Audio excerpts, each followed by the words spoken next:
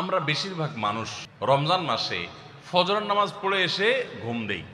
আপনার যদি রাতে ঘুম না পুরে আবার দিনে ডিউটি থাকে, ঘুম একটু যদি যাওয়াই লাগে, তো ফজরের পর পর ঘুমাবেন না। আলহামদুলিল্লাহ, আমাদের বাসায় আমরা এটার প্র্যাকটিসটা প্রতি বছর খুব হার্ডলি করার চেষ্টা করি। ফজরের পর পর কোনো ঘুম নেই, ফজরের পর একটু কোরআন তেলাওয়াত করেন। প্রথম প্রথম চোখ ভেঙে আসবে, কারণ আপনি ভোর রাতে উঠছেন, অভ্যাস নাই।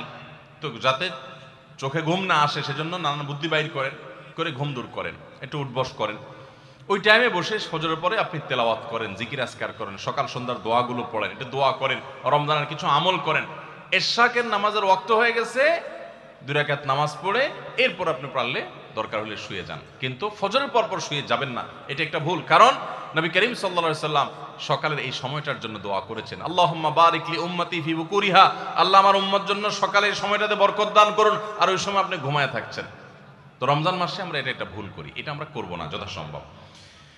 তারপর 14 নম্বর ভুল হলো, আমরা যারা নিয়মিত আজানের জবাব দেই, আজানের জবাব দেওয়া একটা আমল, আপনারা জানেন তো, মুয়াজ্জিন যা বলে তার সাথে সাথে তা বলা, তার পরপর সেটা বলা। মুয়াজ্জিন যখন আল্লাহু আকবার বলে, তখন আপনিও আস্তে আস্তে করে আল্লাহু আকবার বলবেন। মুয়াজ্জিন আবার যখন আল্লাহু আকবার বলবে, আপনিও আল্লাহু আকবার বলবেন। মুয়াজ্জিন যখন আশহাদু আল্লা ইলাহা ইল্লাল্লাহ বলবে, আপনিও আশহাদু আল্লা ইলাহা ইল্লাল্লাহ বলবেন। মুয়াজ্জিন যখন আশহাদু আন্না মুহাম্মাদুর রাসূলুল্লাহ বলবে, আপনি কি বলবেন? আশহাদু আন্না মুহাম্মাদুর রাসূলুল্লাহই বলবেন। অনেকে সাল্লাল্লাহু আলাইহি সাল্লাম পড়ে, সাল্লাল্লাহু আলাইহি সাল্লাম পড়বেন হলো আজানের শেষে, কিন্তু আজান চলাকালীন আশহাদু আন্না মুহাম্মাদুর রাসূলুল্লাহই বলবেন। সহিহ মুসলিমের আজানের জবাব দেওয়ার অধ্যায়ে পরিষ্কারভাবে নবী সাল্লাল্লাহু আলাইহি ওয়াসাল্লাম শিক্ষা দিয়েছেন। ইমাম মুয়াজ্জিন যখন বলবে, ইযা ক্বালা আশহাদু আন্না মুহাম্মাদুর রাসূলুল্লাহ ফাকুলু আশহাদু আন্না মুহাম্মাদুর রাসূলুল্লাহ, তখন আমরা আশহাদু আন্না মুহাম্মাদুর রাসূলুল্লাহ বলবো। এরপর হাইয়া আলাস সালাহ হাইয়া আল ফালাহ যখন বলবে, তখন লা হাওলা ওয়ালা কুওয়াতা ইল্লা বিল্লাহ বলবো।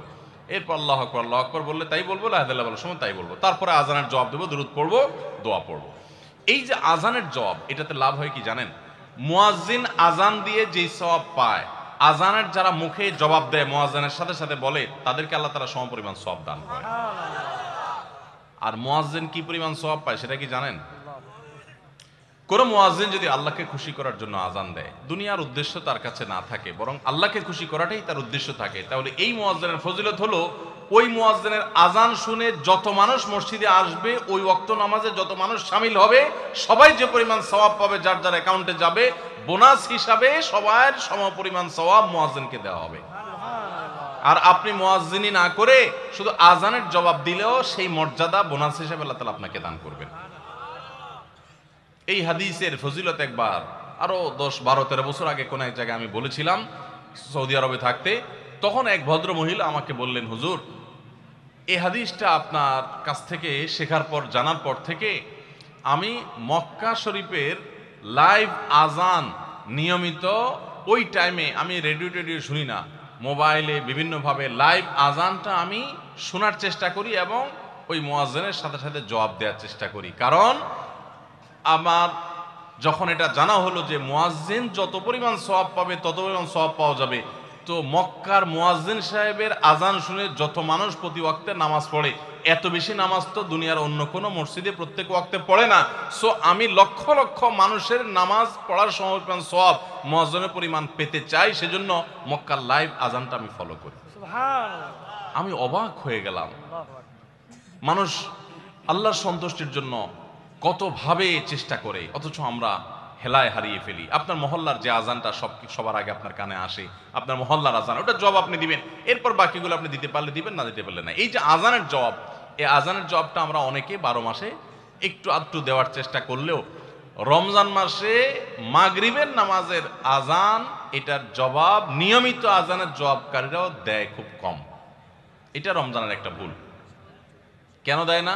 কারণ সেই আসরের পর থেকে নিয়ে 10, 12 পদ, 13 পদ, 14 পদ ইফতার সামনে নিয়ে বসে যে দাঁত কচকচ কচকচ করতেছিল, হাতগুলো শুধুমাত্র আকুপাকু করতেছিল যে কখন আপনার বেগুনি ধরবে, কখন পেঁয়াজু ধরবে, কখন বুটমরিতে হাত দিবে। যখন আকুপাকু করতেছিল, সূর্য ডুবছে, মুয়াজ্জিন সাহেব আল্লাহু আকবার হাঁকা শুরু হয়েছে, আর হুমড়ি খেয়ে অনেক ঝাঁপায়া পড়ছে, খাইতে খাইতে কখন আজান শেষ হয়ে গেছে টেরও পায়নি। ঠিক না বে ঠিক? আপনি খান, ওয়াক্ত হয়ে গেছে, সাথে সাথে আপনি খেলেন, আজান শুনলেন, সাথে সাথে আপনি খেলেন, ভালো কথা। একটু মুখে দিয়ে খেতে খেতে খাওয়ার ফাঁকে ফাঁকে মুয়াজ্জিনের আজানের জবাবটা দিয়ে ফেলেন। কিন্তু ম্যাক্সিমাম মানুষ আমরা এই ভুলটা করি। আমি খেয়াল করে দেখেছি যারা নিয়মিত আজানের জবাব দেয় তারাও দেখেছি এটা করে না, অর্থাৎ ভুল হয়ে যায়। তাহলে আমরা লক্ষ্য করব তো ইনশাআল্লাহ, মাগরিবের সময় ইফতারের ফাঁকে ফাঁকে আমরা আজানের জবাব দিয়ে দিব।